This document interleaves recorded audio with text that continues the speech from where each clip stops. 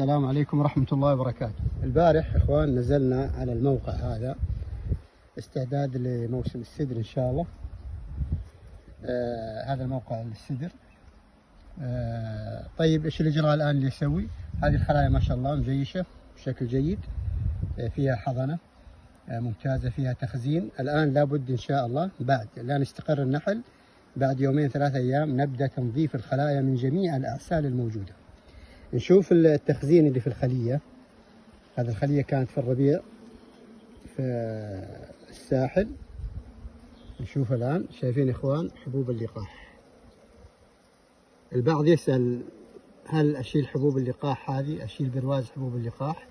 بالنسبة الآن أنا نازل قبل موسم السدر يعني بأيام بسيطة، يعني خلاص على وشك بداية السدر. لا، حبوب اللقاح هذه أتركها في هذا البرواز.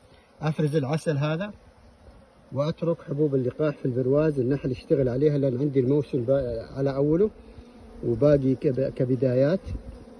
إذن التخزين هذا حبوب اللقاح، الجهتين ما شاء الله تبارك الله كلها تخزين حبوب لقاح. أبقي حبوب اللقاح هذه في الخلية، وبشرط خلية 5 براويز فرضنا، أترك لها إطار واحد فقط حبوب لقاح. هذا الإطار حينظف نهائيا من العسل، ثم بعد ذلك يعاد حبوب اللقاح تعاد. الحمد لله الخلية ما شاء الله مجيشة. هذه حضنة مفتوحة زي ما احنا شايفين، براويز كلها ممتازة جدا. هذا حضنة أيضا، وعندي هذا الإطار أيضا حضنة ما شاء الله مغلقة. فقط أنظف هذا العسل الموجود وأعيد الإطارات، والخلية حتعيد هيكلة نفسها.